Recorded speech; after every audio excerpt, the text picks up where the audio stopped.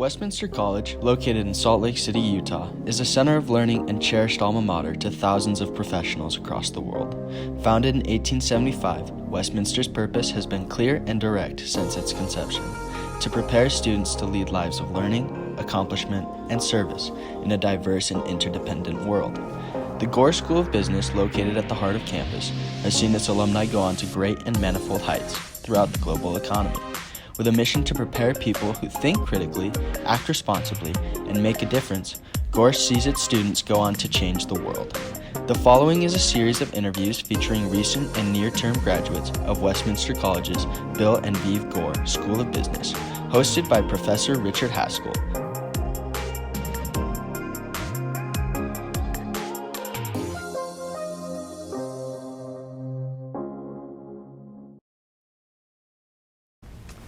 So we're here today with Zach Scott, and Zach is a graduate of the Gore School of Business and has gone on to distinguish himself. And Zach, thanks for being such a good friend of the school and personally, and great to have you with me today. Thanks for having me. I'm happy to be here. Well, absolutely. So you went through our program here in the business school and graduated in what year?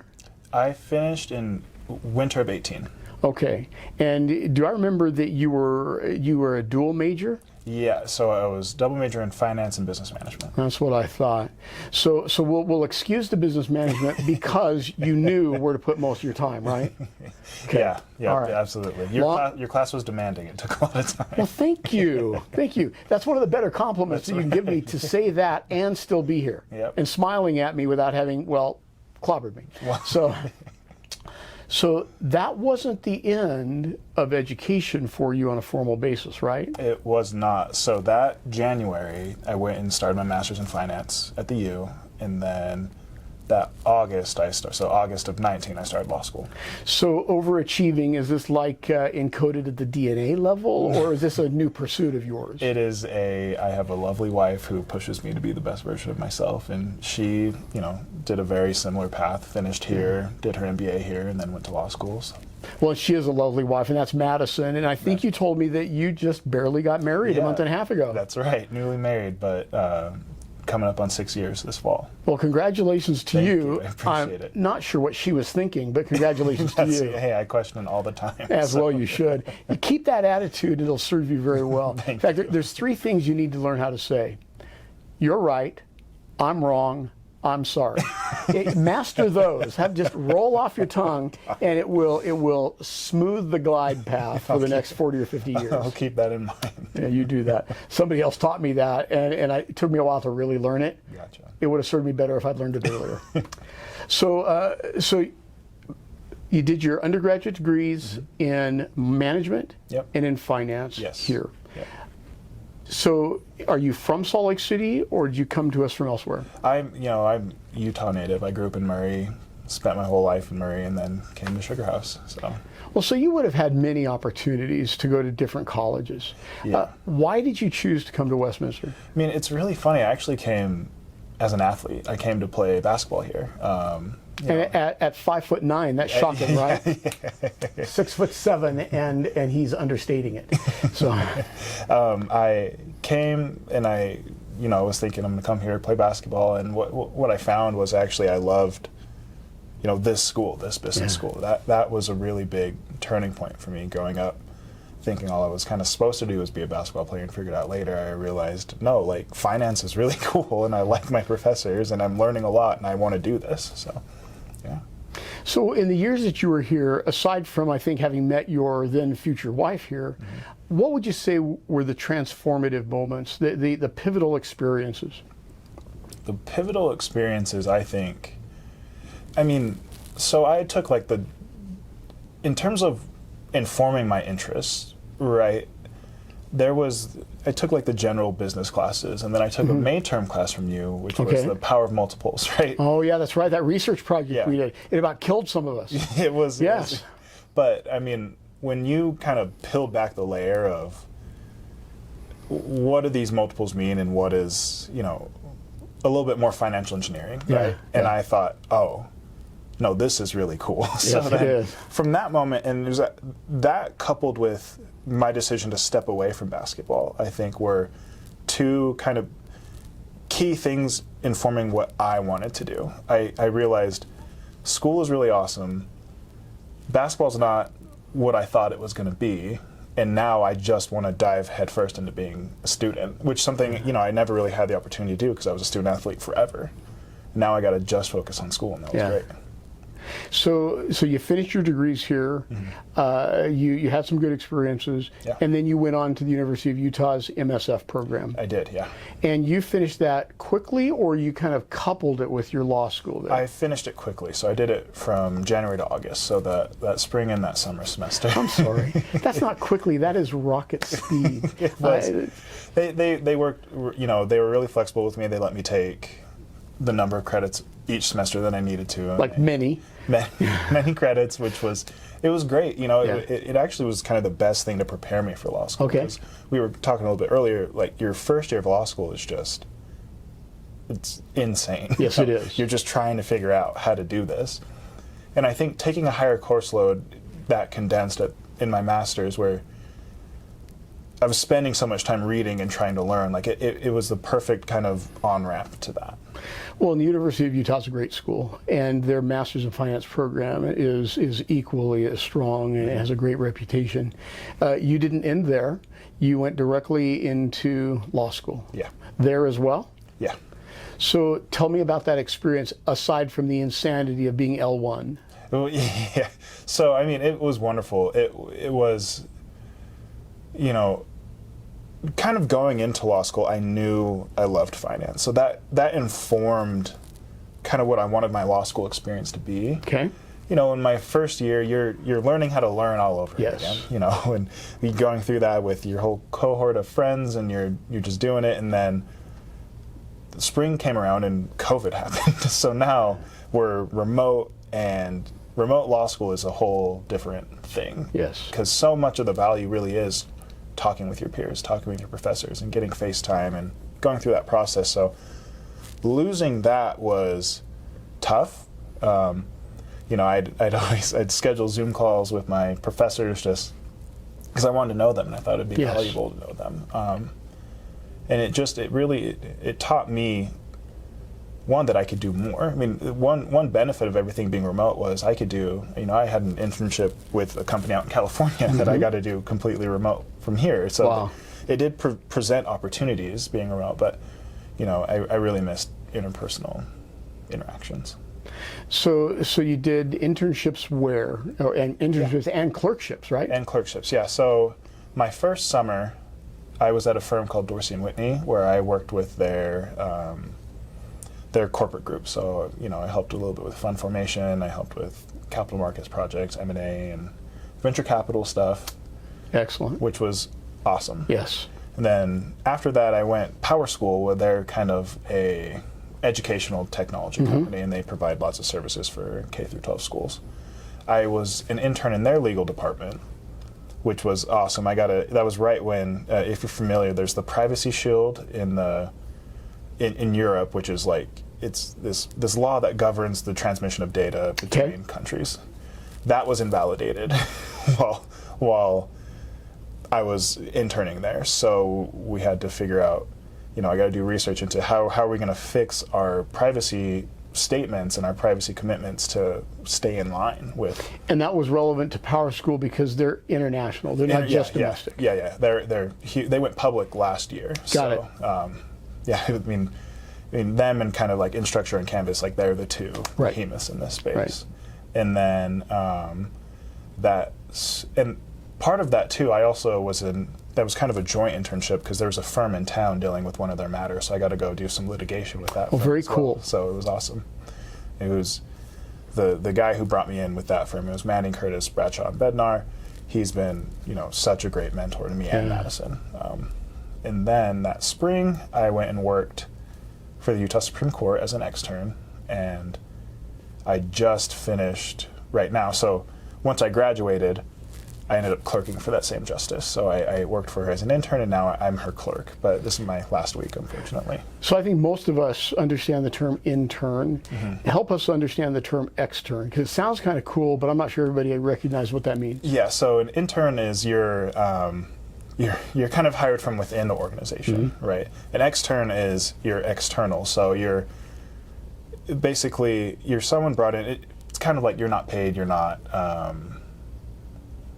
hosted from within the organization. So the way a judicial externship works out is the University of Utah sends students to the court, and you get to go work there as an extern. So I'm getting credit at the school, but working at the court. Okay, very good.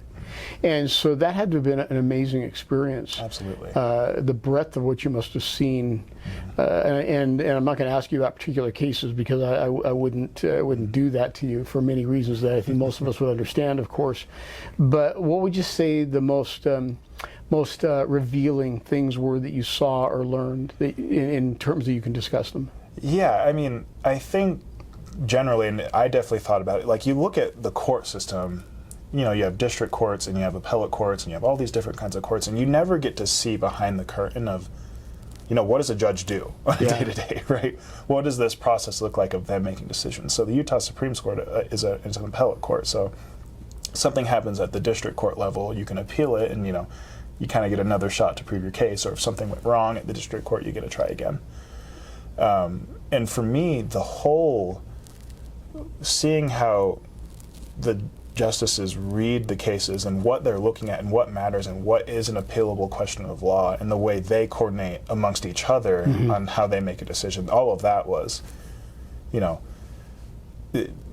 really, really revealing and really puts things in context, and you see how hard they work and all the thought that goes into each of their decisions. And, you know, you see the news article saying, you know, this is what happened, but they don't understand all the steps it took to get there. But then sometimes we see news articles that say, hey, this decision has been made and you're going to hear about it.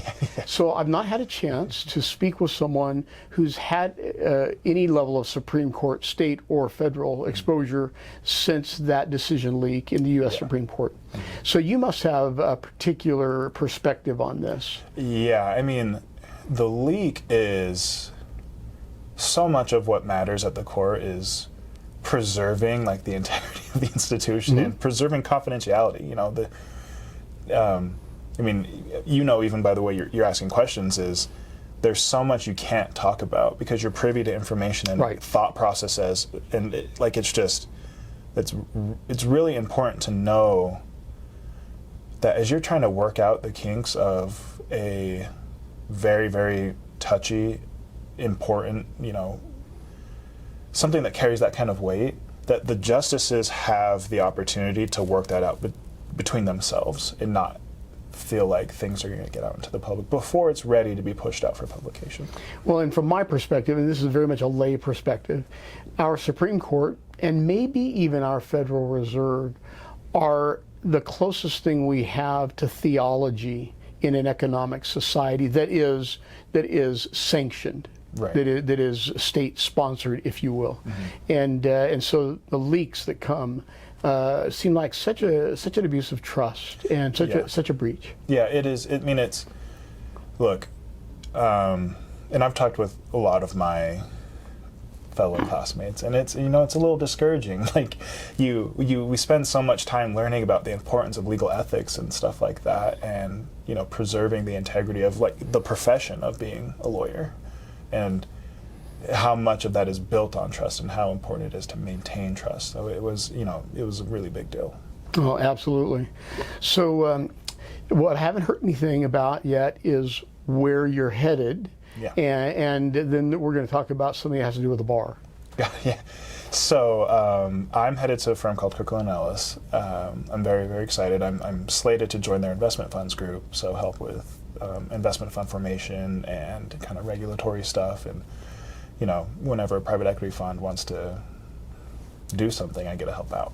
Yeah, and to me, that's exciting stuff. Absolutely. Right? But then I'm a finance and private equity geek. Right. So. It's so funny. People hear, like, oh, that sounds really boring. Who cares about a, you know, like a limited partnership agreement or something like that? And I'm like, no, but you don't understand. It's super cool. And you know, the legal entities that need to be created to make this thing happen. It's you know, but a lot of that is because I love finance. You know, that really guided me to what area of law I wanted to explore. That's tremendous. So you have or have not yet experienced the bar? I took the bar in February. Okay. and it is it's a really hard, like 8 weeks. Yes. Yeah. It's a slog, but it's doable. Yeah.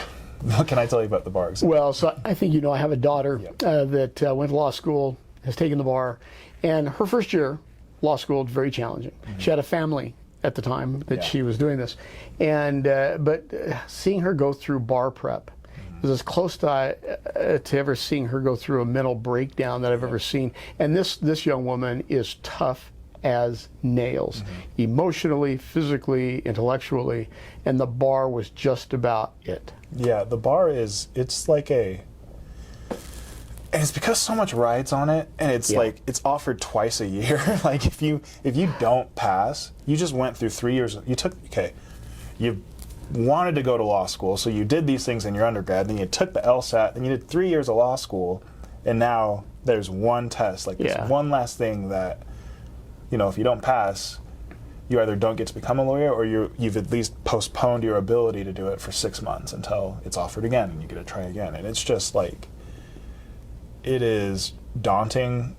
And because of like the sheer volume of information, you never feel like you're prepared.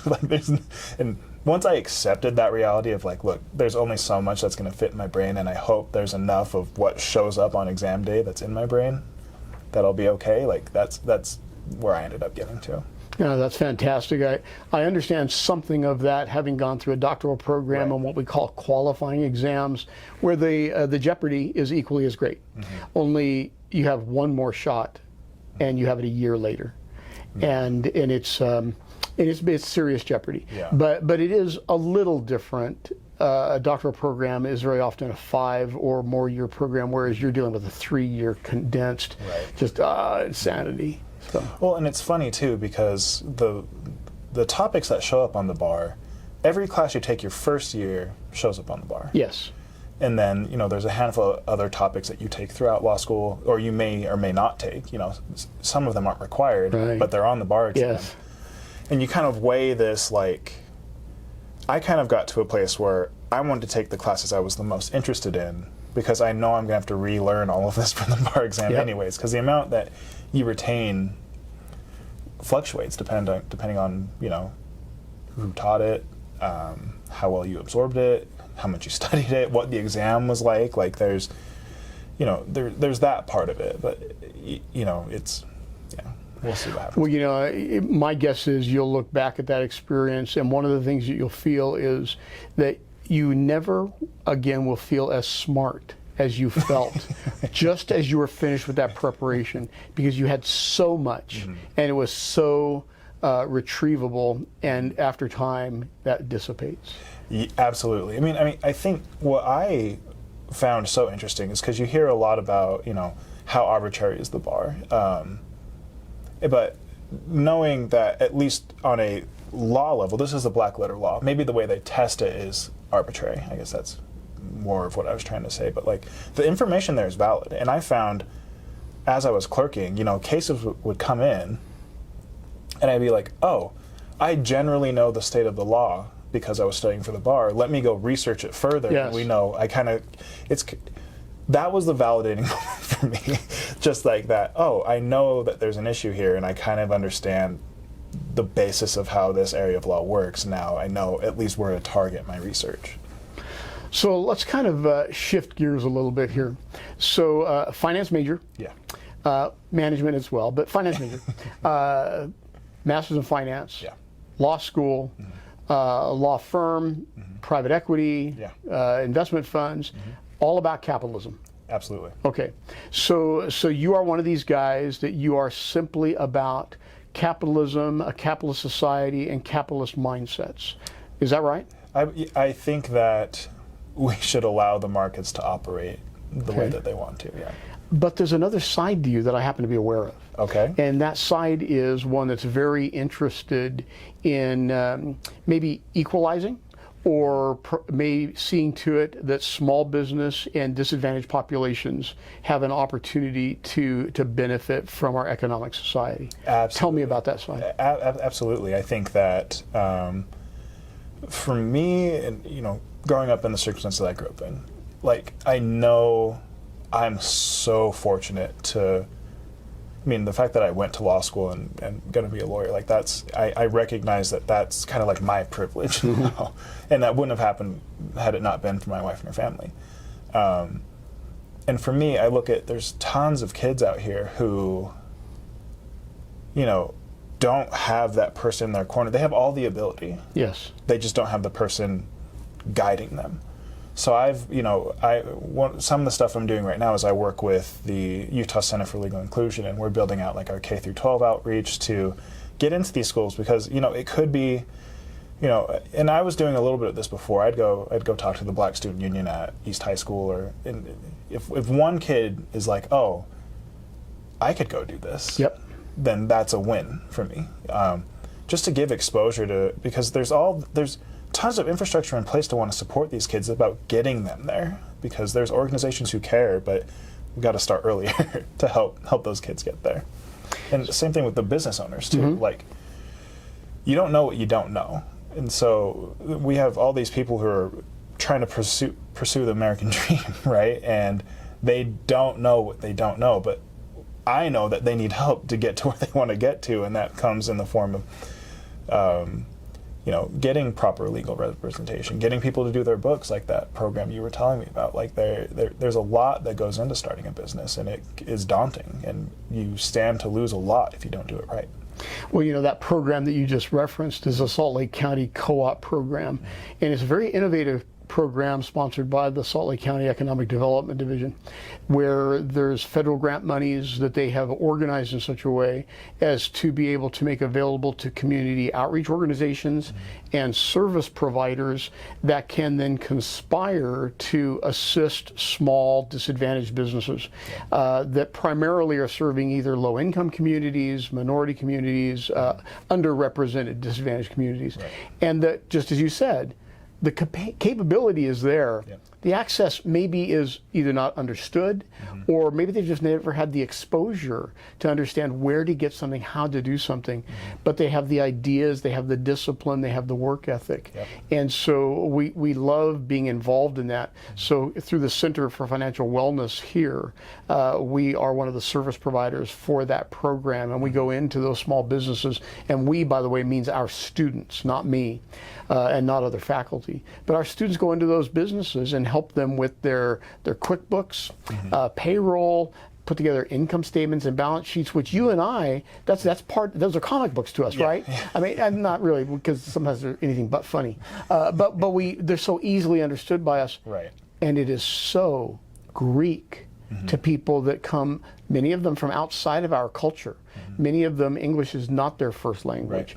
Right. The U.S. business system is not the perspective that they have. Right. It's what they're beginning to have, and it's what they're growing in at the moment. But they may have come from 20, 30, 40 years elsewhere, or maybe only 5 or 10. But they need that little bit more. Yep. And so the county very presciently realized that and put together this program, and we're grateful for our participation in it.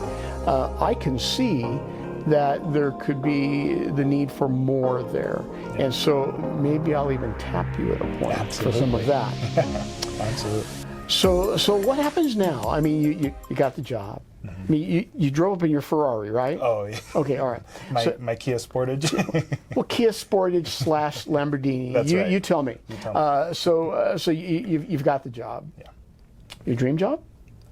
I think so. I think so. Yeah, I mean, to really marry finance and the law is, I don't know what else I could ask for. Well, you've got the job.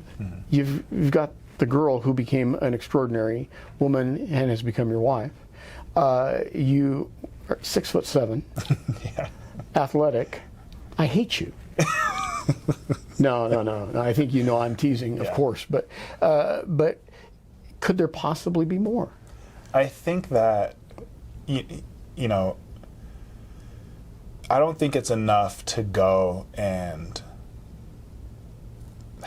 just have the job, right? There's, because what's can't be a means to an end, Yeah, you know. right. For me, it's about I'm getting to a place where I know I'm going to be okay. So long as I don't screw this up, I'll be fine for hopefully the rest of my life. I'm much more passionate about creating those opportunities for others now. Yeah. And that's, that's concurrent, and that will drive me to however long it needs to. I want, I feel so fortunate to have been able to link up with some of the organizations I am, because that's what I love that. I love getting in, talking to schools, helping develop these programs to track progress throughout our legal community. And I dream of how can we do this on just get these kids into professional fields, period, right? Finance, law, accounting, I want to see more black engineers around, Sure. How can we prop up others? Because, there's a number of people of color I've seen now starting to do really well for themselves, and I want to work with all of them to help others get there. That's where it starts for me.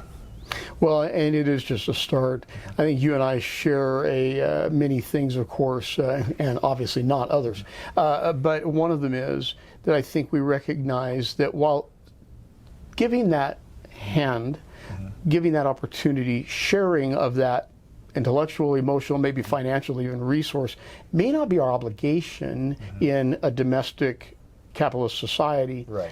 but it may be our opportunity. Absolutely. And as such, maybe even our responsibility. And I'm kind of parsing words here when I say not obligation, but it is our responsibility. And some people are going to say, well, aren't those the same thing?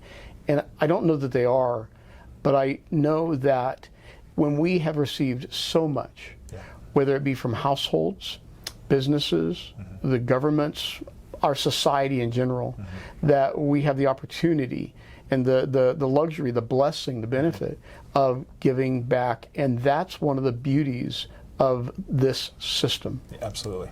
We're not alone in thinking that. Yeah. So I think that you were a freshman the year before we began to have the Business 101 courses.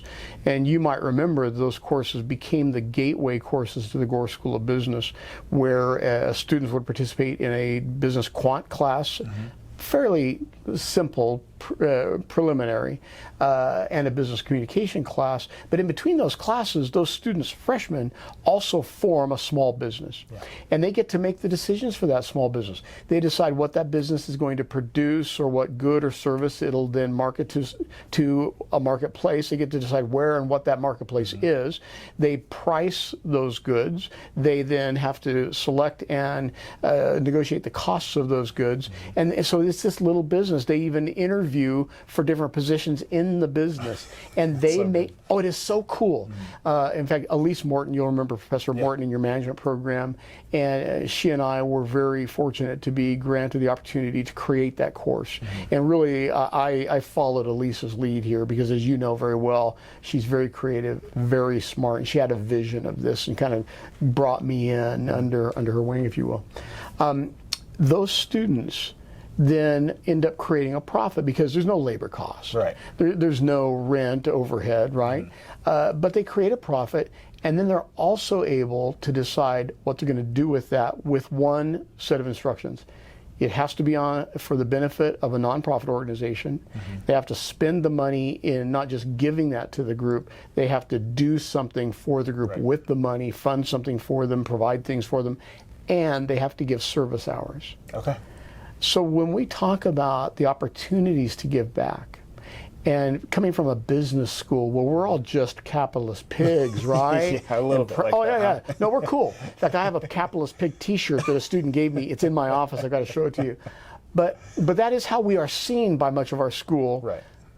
We have this opportunity to help each other understand that with great privilege comes the ability to impact and to create change, and may not be our obligation, but it is our blessing and privilege. Absolutely.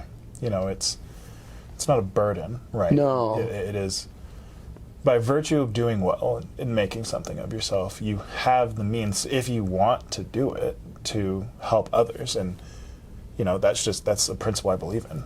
And I think that's how you create generational change. It is, and it's how you create meaningful, impactful change. Yeah.